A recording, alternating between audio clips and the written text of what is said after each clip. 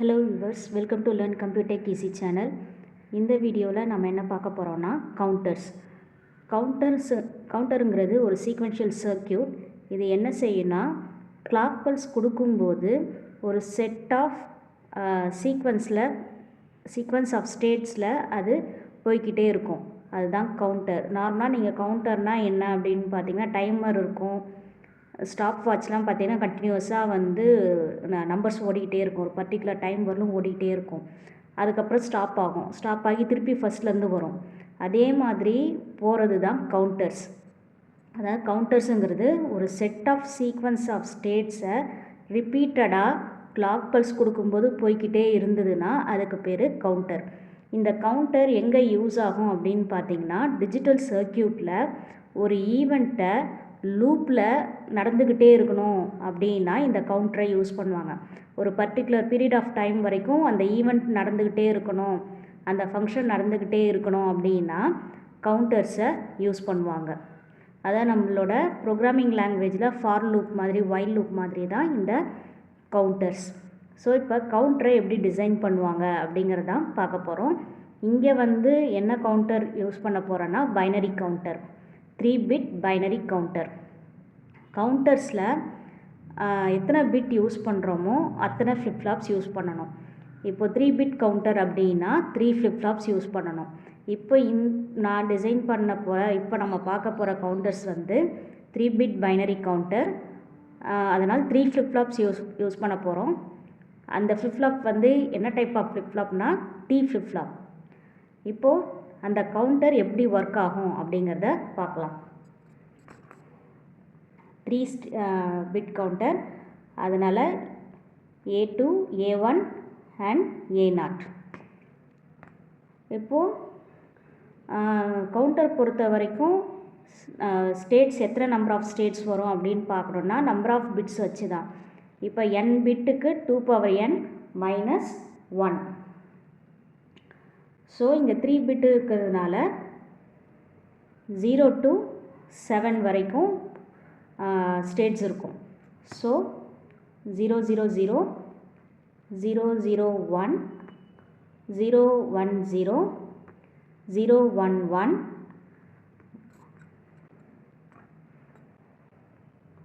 100, 101, 110, 111.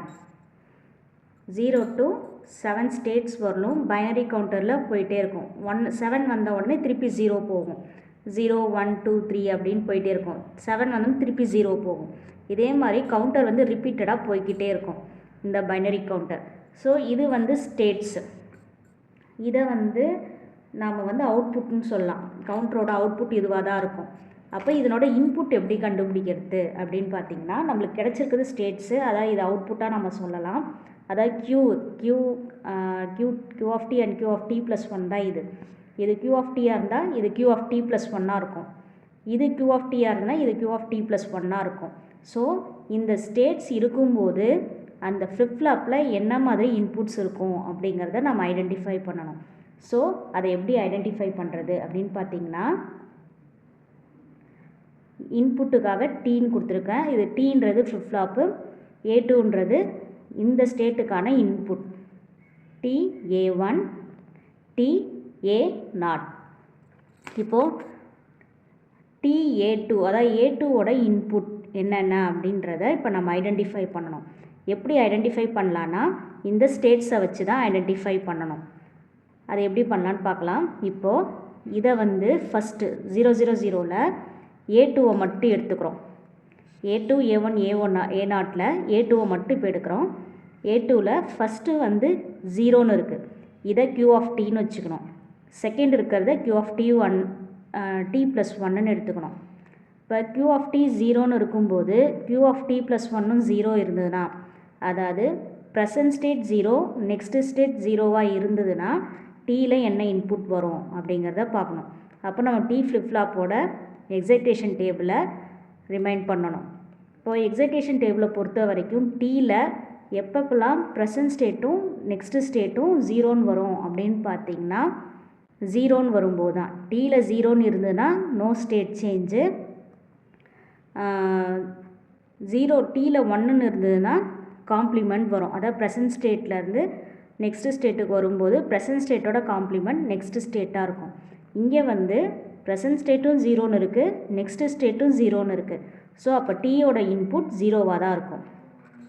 அடுத்தது second value பார்த்திங்கன்னா present state 0, next ஸ்டேட்டும் 0. அப்போது no state change. So D value வந்து 0வாக தான் இருக்கும்.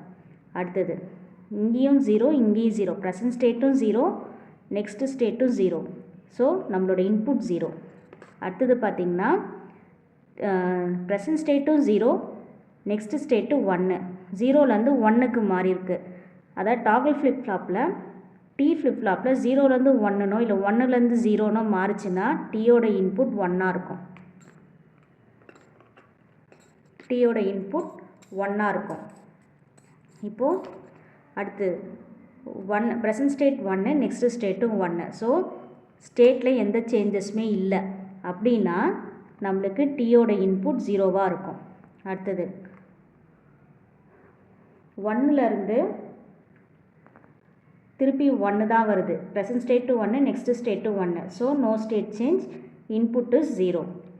அடுத்தது ப்ரெசன்ட் ஸ்டேட் 1, நெக்ஸ்ட்டு ஸ்டேட்டும் 1. So no state change 0. இங்கே பார்த்திங்கன்னா இது present state.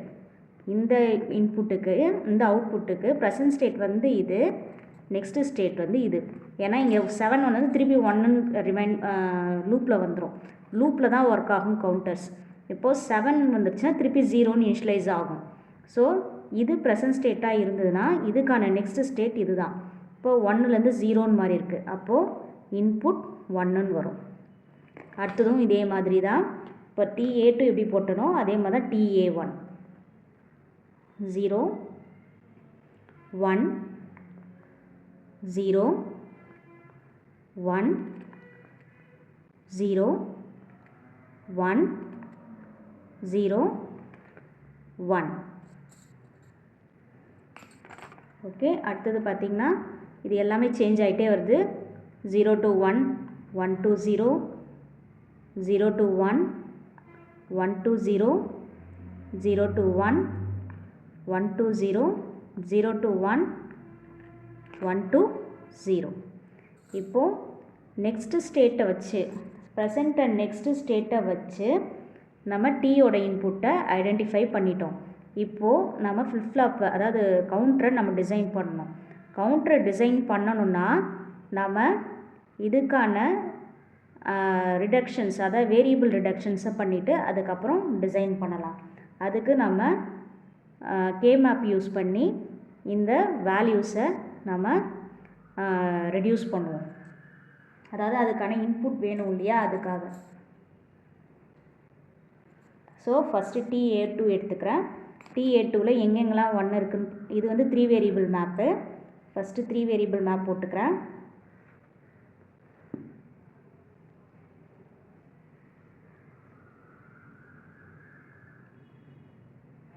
A2 A1 A0 0 1 0 0 0 1 1 1 1 0. இங்கே எங்கே 1 இருக்குன்னு பார்த்தீங்கன்னா 0 1 1, அடுத்தது 1 1 1.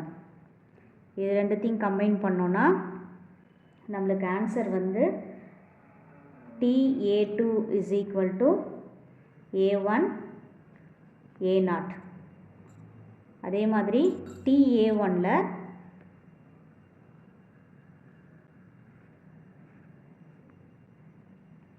A2 A1 A0 0 1 0 0 0 1 1 1 1 0.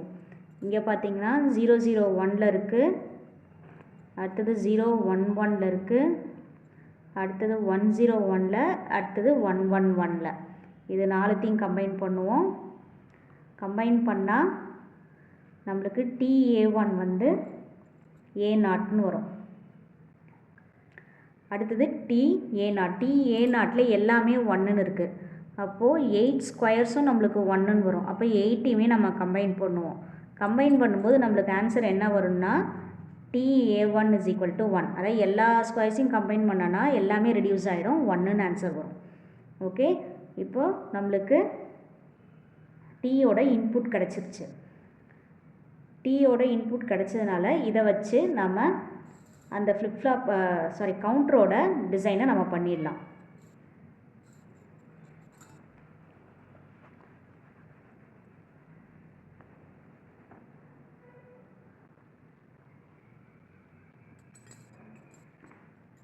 த்ரீ ஃப்ளிப்ஃப்ளாப்ஸ்,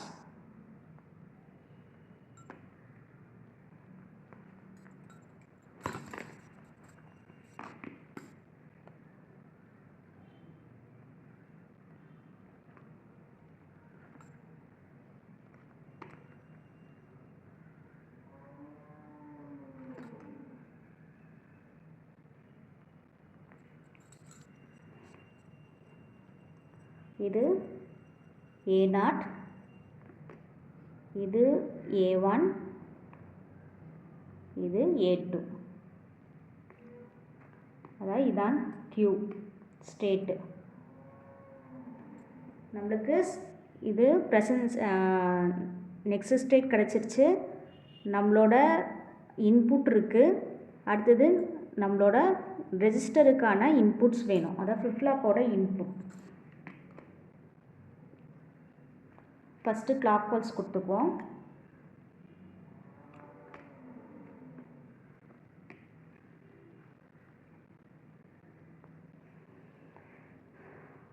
அடுத்தது டீக்கு இன்புட் கொடுக்கணும். ஸ்டேட் இருக்குது, கிளாக் பல்ஸ் கொடுத்தாச்சு. அடுத்தது இன்புட் கொடுக்கணும். இன்புட் கொடுக்கணுன்னா நம்ம இங்கே 3 ஈக்குவேஷன் அரைவ் பண்ணி வச்சுருக்கோம் இல்லையா, அதை தான் ஃபஸ்ட்டு போடணும். இப்போது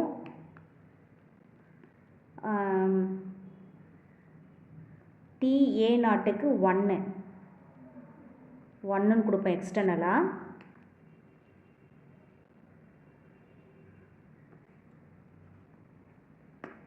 அடுத்தது TA1 வந்து A0, இங்கேருந்து அப்படியே எடுத்துகிட்டு வந்து இப்படி இன்புட் கொடுக்கணும். அடுத்தது TA2க்கு A1 அண்ட் A0 AND கேட்டில் கொடுக்கணும். AND கேட் இப்படி கொடுத்து